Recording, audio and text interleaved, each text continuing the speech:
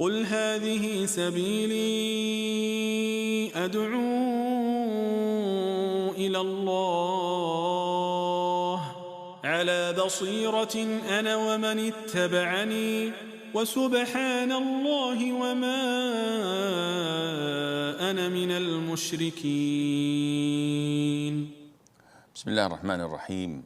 الحمد لله رب العالمين، وأصلي وأسلم على المبعوث رحمة للعالمين سيدنا محمد وعلى آله وصحبه أجمعين.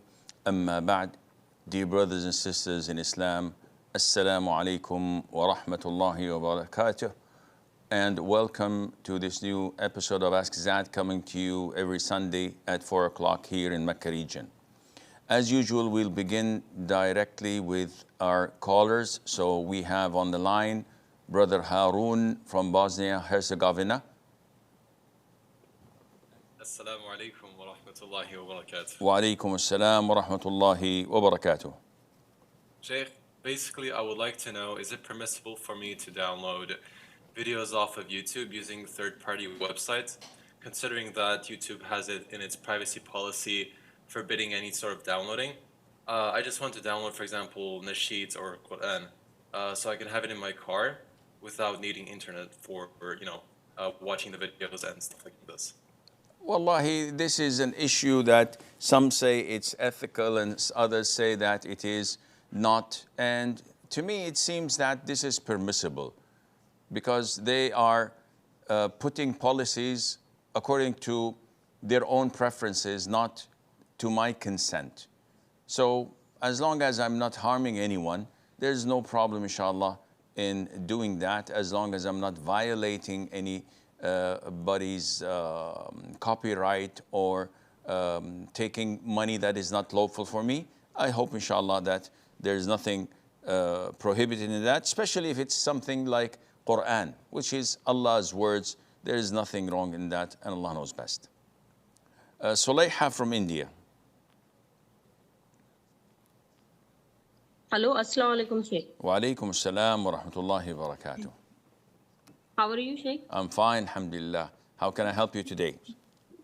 My question is, my mother is not a good person. She slanders about each other and everyone in our family. She lies and tries to create enmity among family members. She has tried to separate her children from their spouses many times.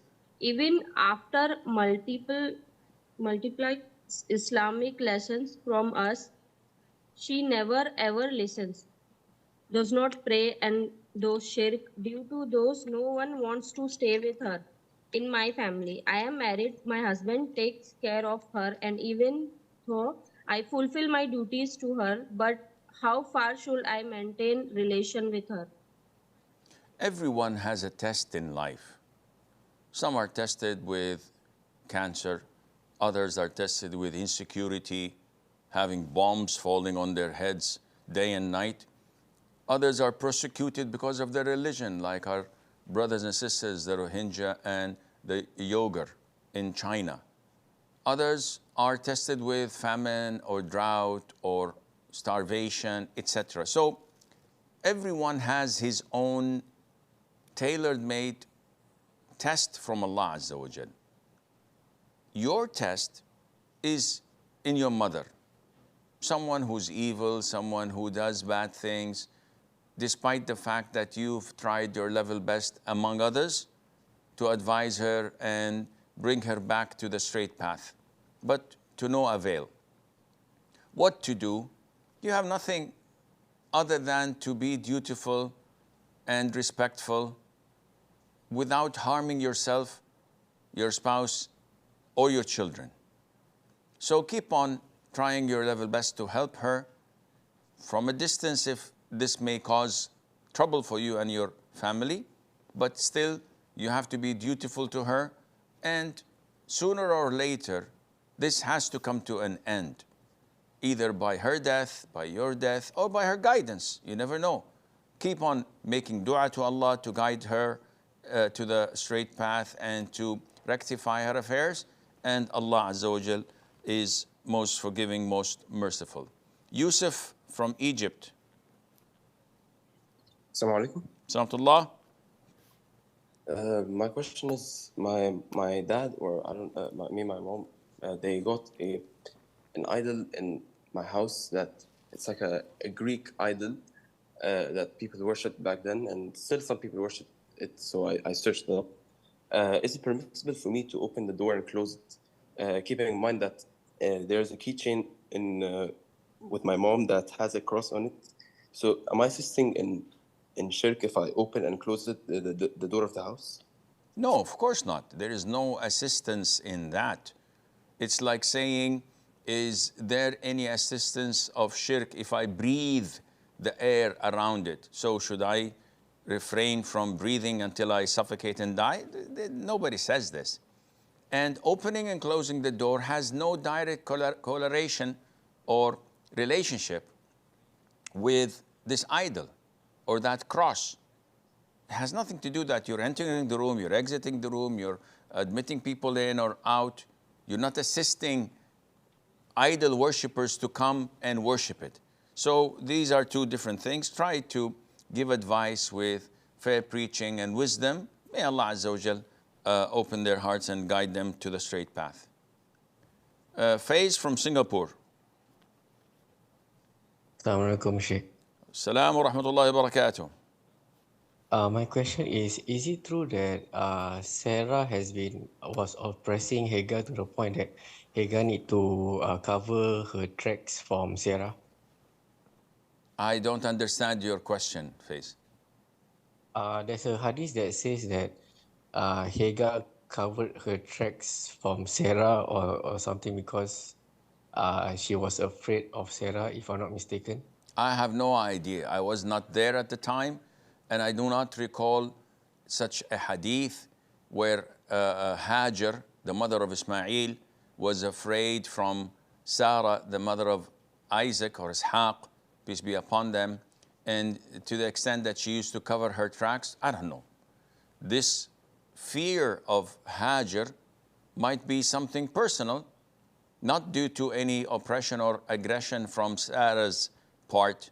Maybe this is what she felt, and she hid her tracks because she was afraid, not because there was something bad being plotted or done by Sarah. And either way, the jealousy does exist between the co-wives, and we know that.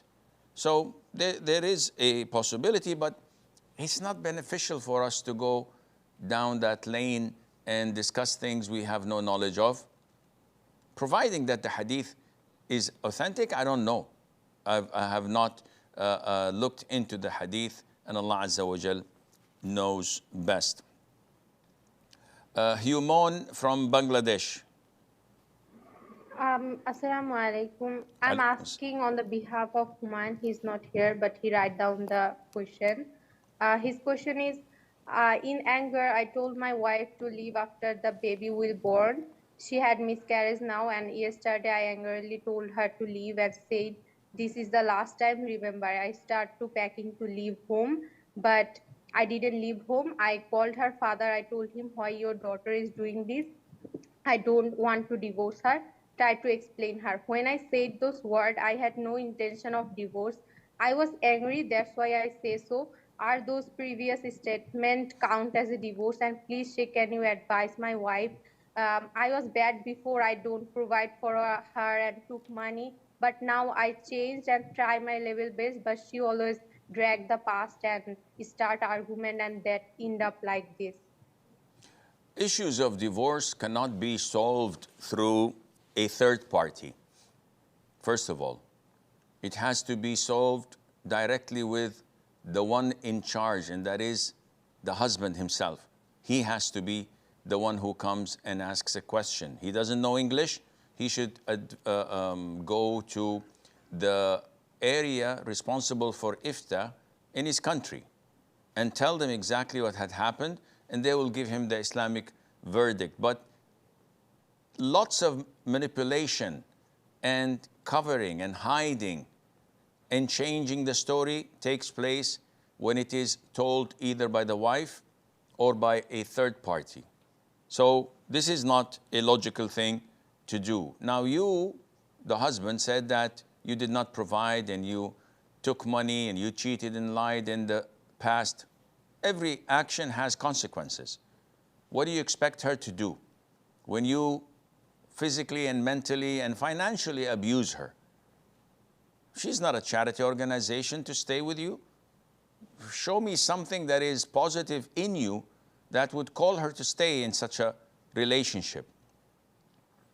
If you repented, have you returned the money? Have you written a document with witnesses testifying that this amount of money is a debt and you're going to give her for the previous years that she's been with you and you did not provide for her?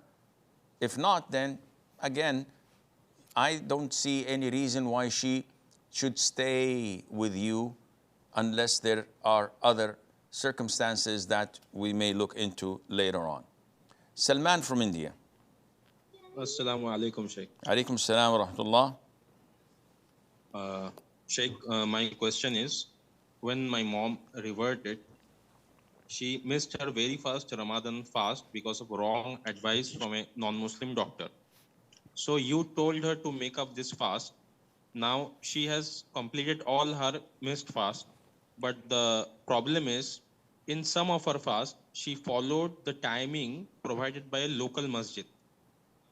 This masjid follows the Islamic Finder timetable. The problem with this timetable is that it is already mentioned in their website that they have delayed Fajr and Maghrib by 1 minute to be on the safe side to start the prayer. So in some fast, my mom actually kept on drinking water when the Fajr time already started by 1 minute. I told her to complete the suhoor meal few minutes before Fajr to be on the safe side, but she might have forgot and or she did not listen, I don't know. She does not have a count of the number of this fast. So what to do with this fast? And Sheikh, please pray for my father that he accepts Islam. And you are going all other countries but not coming to India. So I request you to come to India once and have a lecture session or something like that. Jazakumullahu khairan. Wa jazakum. As for your mother, she has done her duty and followed the local masjid.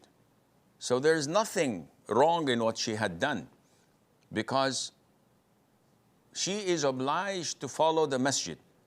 Whether the masjid follows the Islamic Finder or some other app or they do it on their own, they're accountable on the Day of Judgment. So all of her fasts are valid and there is no problem and she doesn't have to make up any day, inshallah. As for your father, I pray to Allah Azza wa Jal that He guides his heart to Islam and that He expands his chest and fills it with Iman and that He guides him to rectify his affairs with what pleases Allah subhanahu wa ta'ala according to the law of Islam. Sumayya from the UK. Assalamu alaikum, Sheikh. Salamullah wa barakatuh. So my question is, I have this problem in the salah and it is OCD, I know, but it's a feeling of fear and anxiety that I have in my heart whenever I'm praying. And this feeling interferes with my recitation and I forget what verse I was on and it really confuses me and I think a lot inside the salah and sometimes my head hurts inside the salah.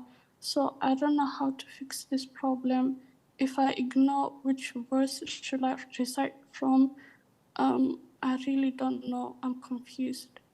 First of all, you have one of two courses. Either to keep on fighting this wiswas and OCD and ignore it, or you leave salah. And of course, the latter is unthinkable. Leaving salat means that you've abandoned Islam. And this is exactly what shaitan is targeting. Why are you having OCD?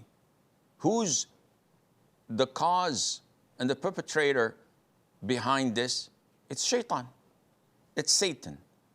All what he wants to confuse you, to distract you, to make you lose the sweetness of salat, to make you suffer and feel that prayer is a burden. You just want to get rid of it. And every time you have these whispers and get carried away with them, shaitan claps, is very happy, he's very pleased with you. The bad news is that Allah is angry with you because you are the cause of it. You're allowing shaitan to come in and to creep into your head and to mess up your thoughts. If you were to depend on Allah, rely on Him, make dua in sujood, oh Allah, protect me from such whispers and OCD, Allah would have done that for you. Besides, what is a pillar in salat is Fatiha. So if you recite the Fatiha and you recite something afterwards and you get confused, go for ruku', skip it. Just pray Fatiha, don't pray anything else. Is my prayer valid? 100%. Reciting a surah or a verse or more of the Quran after the Fatiha is voluntary. It's not mandatory. So what counts is the Fatiha. You do that and give it a shot, supplicating to Allah in sujood to protect you and to cure this illness of yours, blocking all such thoughts and whispers from shaitan, because you know it's from shaitan. That's strange. You know your enemy is telling you to do this, and you're adhering to him and listening to him. Whose fault is it? Definitely yours. Yunus from Germany.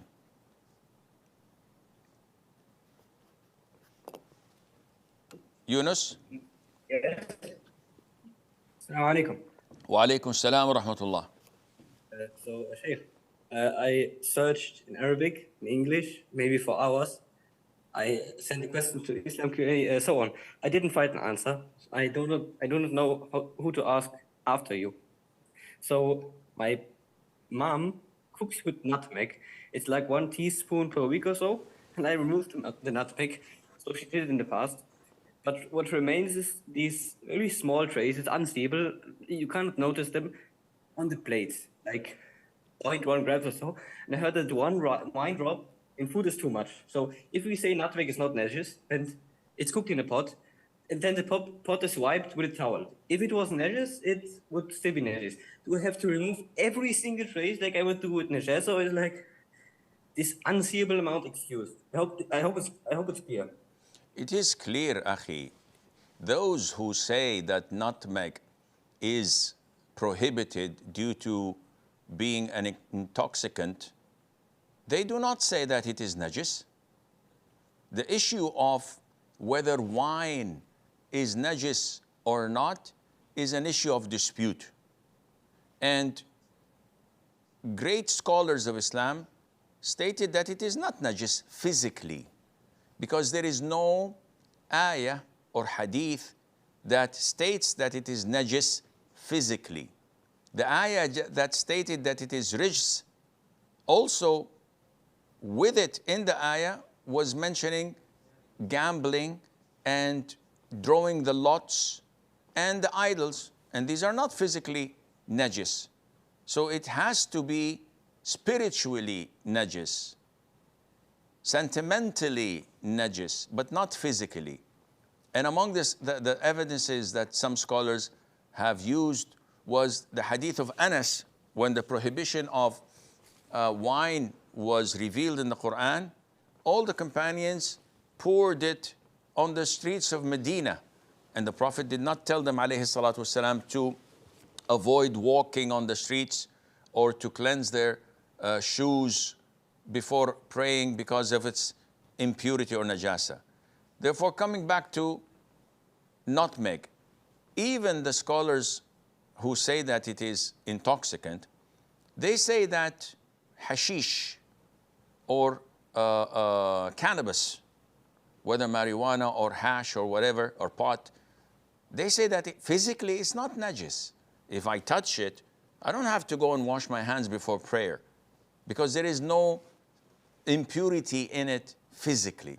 Therefore, what you have done is sufficient, and Allah Azza wa Jal knows best. Sa'ad from India. Assalamu alaikum, Shaykh. Alaikum salam wa rahmatullah. So I was in my mother's hometown a few months ago, which is more than 100 kilometers, which is a traveling distance, obviously. And I visit it in like every 2 to 3 years. In this case, if I prayed or lead the prayer, like as if I am a traveler, which means 2 rakahs for the prayer, is the prayer of me or my followers valid? Like basically, I am asking that was I a traveler in that case because I visit it frequently? Visiting it every 2 to 3 years is not frequently. Visiting it every couple of days is frequently, first of all. Second of all, if it is considered to be a traveling distance, because 100 kilometers sometimes can be in the same city. So if it's in the same city, as in Mumbai, for example, then this is not traveling.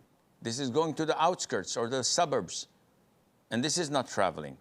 But if it's considered among the locals to be a traveling distance, and that when they go to that area, they usually pack and bid farewell to their relatives.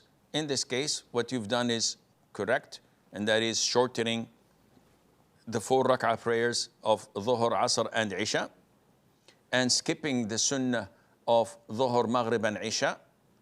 But if you were to lead the locals there, you would pray 2 rak'ahs, and they would, after you offer salam, stand up to offer their 3rd and 4th rak'ah, because they cannot shorten. They're not offering, they're not travelers. While if you were to pray behind a local, you would be obliged to complete your prayer and pray 4, because your imam is praying 4, and Allah Azza wa Jal knows best. We have a short break. Stay tuned, and inshallah, we'll be right back.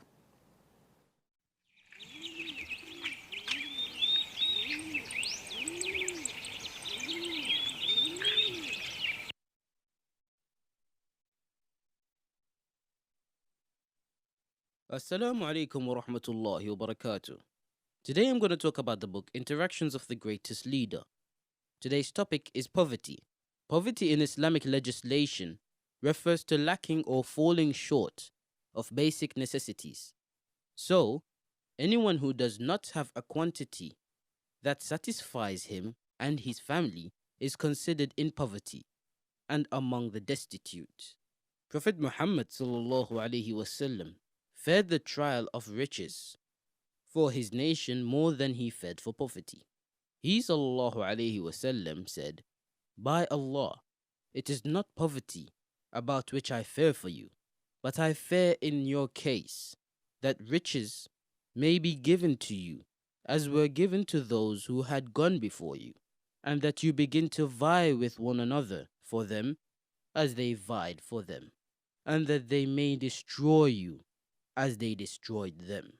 This hadith was reported by Al-Bukhari and also in Majmu' al-Fatawa.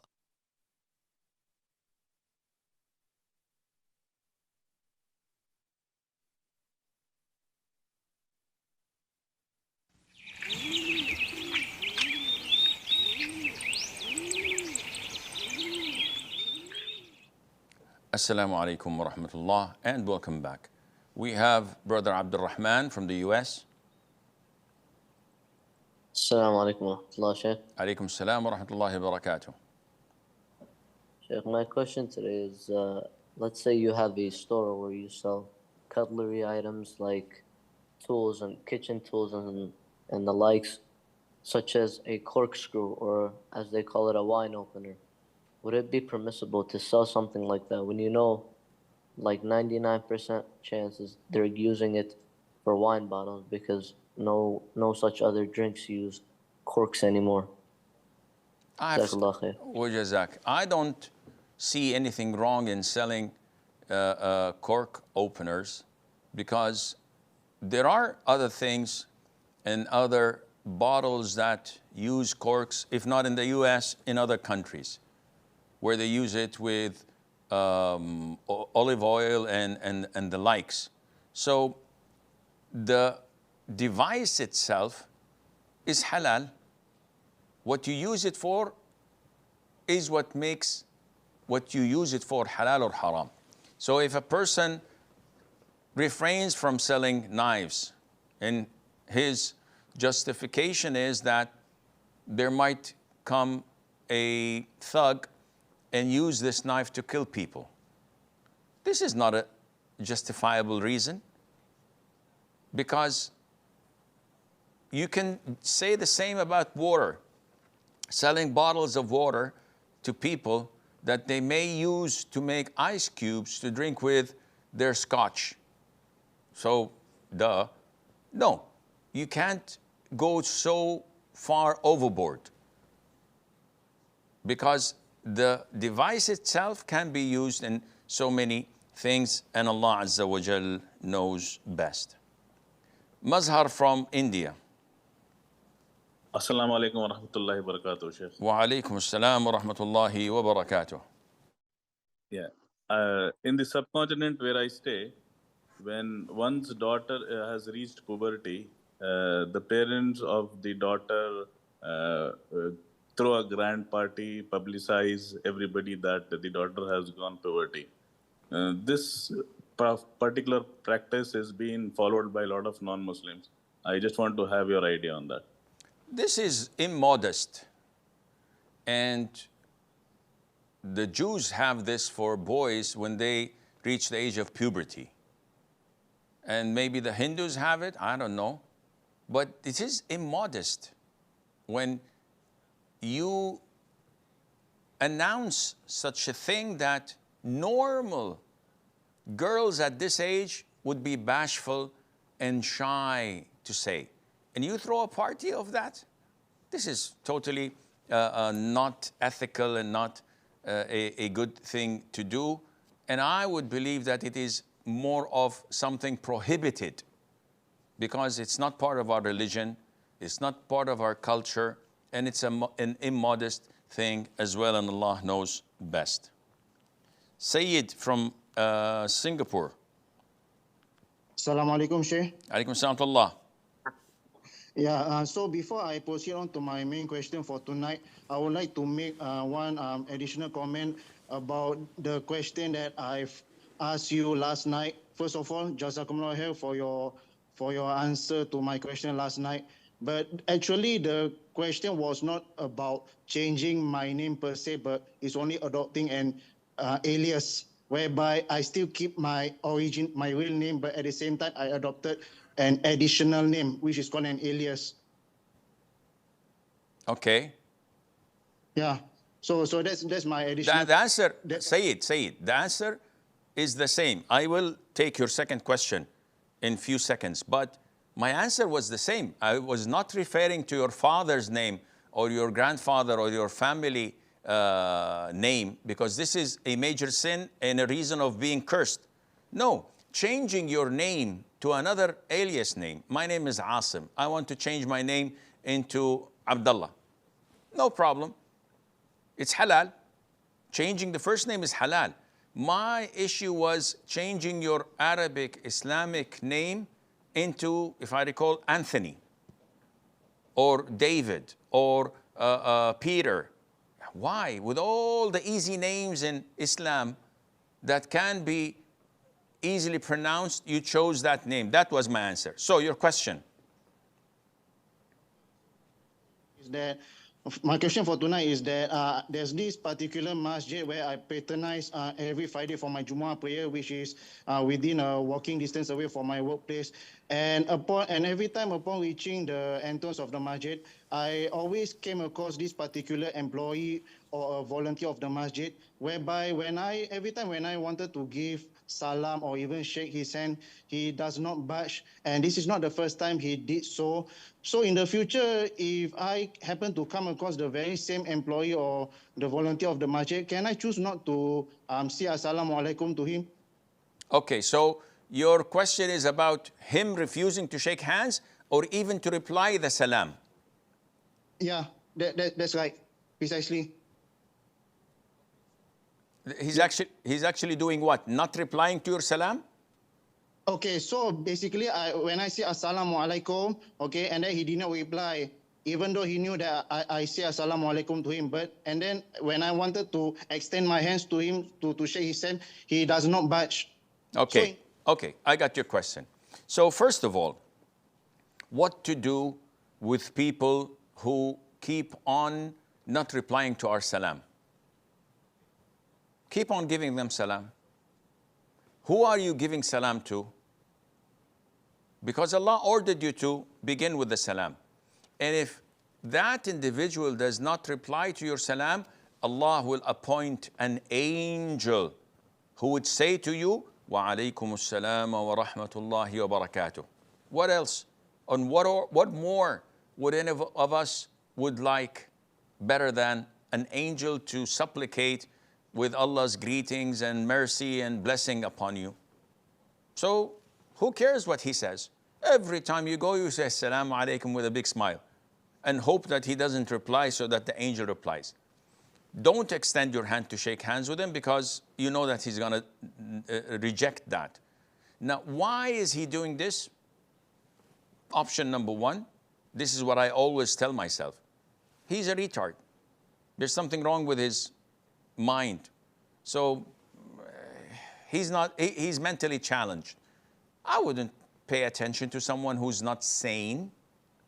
Option two, he may think of you as an innovator or a non-Muslim, or meaning that this man can be from the Khawarij, giving you takfir. He may have problems with his wife and children that are depressing him and that are blocking his vision. He can't see, he can't think properly. So I feel sorry for him. There might be many, many other reasons, but I seriously don't care. I wouldn't allow this to get under my skin. Rather, I would do it for the sake of Allah with a big smile on my face and brush it off and move on. If someone doesn't reply to my salam, I haven't lost anything. On the contrary, Allah appoints an angel to reply to my salam, and this is makes me a winner, and Allah knows best. Abdu from the US. Alaikum wa rahmatullah. Alaikum salam wa barakatuh. Sheikh, my question is, if someone does an act of kufr, knowing that it's kufr and like having iman in his heart, but he does it out of desire, does this take him out of the fold of Islam? Give me an example. Like for an example, he indulges in like comedy that is making fun of the religion, which some deem as kufr, and he knows it's like kufr, but he does it because he enjoys it or he just has a desire for it. What is the way to repent for that?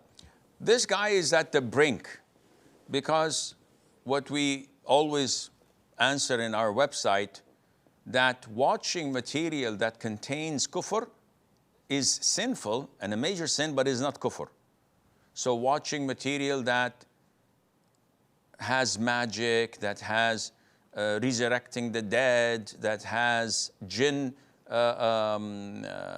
usage of jinn and the likes, this is kufr. To act with such things, or fortune telling, this is kufr. But if someone watches it as a movie or a soap opera or reads a novel, this is a major sin or sinful, but it is not kufr unless he believes in it. So one has to refrain from it. Now, saying that a person enjoys it, this is problematic. I don't dare to say that this is kufr, but at the same time, I would refrain from saying that this is a major sin and not kufr. How would anyone enjoy seeing Allah being associated with others, or someone knowing the future, or someone claiming to have authority over thunder and lightning, and claims to be the son of God, as in Thor, for example, who's liked by many Thors like him? This is problematic to enjoy and to go all the way with such kufr. I would yani, hesitate in saying that this is a major sin and not kufr, but I cannot say it is kufr. I yani, refrain from commenting on this heinous and yani, a major thing, and Allah Azza wa Jal knows best. Sulayha from India. Assalamu alaikum, sir. Salamtullah. My question is, my mom forbids me to talk to my uncle and aunt. If I do, she fights with them. My mom is Firon type. She does not want me to maintain kinship with my uncle and aunt because they did wrong with her and also hit my mother. But my mom is the one who says bad words and always initiate fighting with them. Should I maintain kinship with them? And sometimes my mom forbid me to talk to my sister and also to my dad. And if I talk to them, then she says bad words to them also.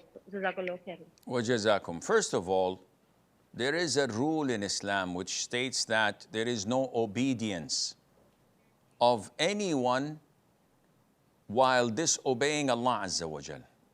Whether it's your dad, it's your mom, it's your husband, anyone who tells you to do haram, you must not obey them. So if your mom tells you not to speak to your dad or to your sister or to your uncles and aunts, you must ignore her, even if she becomes mad at you, even if she curses you, even if she curses them. They're adults, they can handle themselves, they can curse her back. Of course, you can't. And she will be held accountable on the day of judgment. But you have no excuse in severing your ties of kinship because of your mom's instructions. If she prohibits you to wear clothes, would you come out nude in front of everybody? You said, of course not, Sheikh. I said, subhanallah. Why not? This is a major sin that she's ordering you to do, so you must not obey her. However, if you can contact them behind her back, that would be a win-win. But if not, then no problem in her getting angry and getting mad and cursing whomever she wants, but because you're obeying Allah and she's the one who's disobeying Allah Azza wa Jal. Muhammad from the UK. Salam. Wa alaikum salam. I inherited a stamp book which is like quite a lot of decades old, and in there are some stamps with the names of Allah, and there are some postcards as well. And because it's decades old, some pages are clean, but others may be stained, and there may be like places with brown mold and stuff on. And some of the stamps with the name of Allah, well, one of them, there was ink on top of that from another stamp, which is stamped on top of, postage stamps. I also have a lot of written notes in English, some in translation, some in transliteration, of names of Allah, and also acts of worship, hadith and prophets. But I didn't take care of these because they're written in English, so I didn't know if they should be respected or not, so I left some on my floor. So overall, I'd like to know everything that we must respect in writing form or in printed image form, such as images of the two great masajid and any other masjid, and also in writing form. So I'd like to, of course, I know names of Allah should be respected. Okay, Muhammad, this is taking too long. You've combined so many issues in one question, and this is not any fair. So coming to your stamp book, there's nothing wrong with the stains being or ink being on the name of Allah in a stamp or a postcard or whatever. There's no problem in that at all. You can keep it, you can try to clean it. If you keep it as it is, there's no sin in that. Other notes that have the names of Allah or other Islamic material written in English or transliteration also do not have the same value and respect that we would want when it's written in Arabic, because this is a sacred one. So the name of Allah, A-A-A-H, in English or in Latin letters, has no amount of respect to it that we should pick it up from the floor and burn it or shred it. Similarly to what is written in Arabic, for example, Allah. That's totally different. So I hope this answers your question. Sumayya from the UK. Assalamu alaikum, Sheikh. Assalamu. So my question is, the mandatory acts in Salah, like Allahu Akbar, the adhkar you say between the pillars, Sami Allahu liman hamidah. If you forget to say it when you're coming from ruku', for example, and you remember it once you're standing and erect, do you have to say it, or Yes. it makes a difference? No, you have to say it. Now, of course, you're wrong in saying it after you've reached the pillar, because these are known as takbiratul intiqal, the takbir that is to move from one pillar to the other. So it should be done between the two pillars. So if I'm in the standing position, want to go to sujood, I should say Allahu Akbar. Not Allahu Akbar, then move, and not after reaching the sujood and saying Allahu Akbar. So it has to be in between. If I forgot and I reach already the sujood position, a lot of the scholars say that prayer is invalid. Some say this is sinful. And the most authentic opinion, inshallah, is that due to necessity of or ignorance or forgetfulness, this is valid. Once you say it, it does the job, and Allah knows best. Yunus from Germany. Assalamu alaikum. Salamullah. I didn't quite finish when I asked now. So if I wipe it with the towel, it's okay. But now, what if I doubt whether it's on a plate or not? Like, if I see a plate and then I don't see any nutmeg on there, but maybe it has been used. Maybe there's 0.1 grams left on it. Can I use the plate? Or do I say by default there's nothing on there? Or do I say when I see nothing, it's okay? Maybe must be thrown in the dustbin. Words of doubt, such as maybe, perhaps, I think, I feel, these are words or phrases of doubt. We take them and throw them in the dustbin. Because if you open the door for maybe, you'll destroy your life. Maybe your mother, who you kiss and hug every morning, is not your biological mother. Maybe the water you're drinking, a lizard took a dip in it and came out, and it's all contaminated. So no, Islam is a religion of ease and simplicity. Something you don't see, something you don't have traces of, you can move on and assume that it is pure, and Allah knows best. Abdu from the US. Yes, sorry, Sheikh, to go back on the original topic, but because I heard in the Quran, I think Allah says, when you hear those who mock the verses of Allah, to not sit with them, because that would make you like them. So I was just wondering, would that make us would that be a state of kufr? This ayah is ayah number 140, chapter 4, Surah An-Nisa. And the tafsir of the ayah, the most authentic opinion is that it does not make a person a kafir. It makes him as sinful as they are. إِنَّكُمْ إِذَنْ مِثْلُهُمْ, in their sin, not in their disbelief, not in leaving the fold of Islam unless you believe in it. And this is very important because it opens the door for wiswas and OCD in your own Islam. So the most authentic opinion is that إِنَّكُمْ إِذًا مِثْلُهُمْ, you are then like them in their sin, not in their kufr. So I hope this answers your question. Do we have any more questions, or should we wrap it up? I think that this is all the time we have for today. Until we meet you next Saturday, I leave you fi amanillah. Wassalamu alaikum wa rahmatullahi wa barakatuh. قل هذه سبيلي أدعو إلى الله على بصيرة أنا ومن اتبعني وسبحان الله وما أنا من المشركين.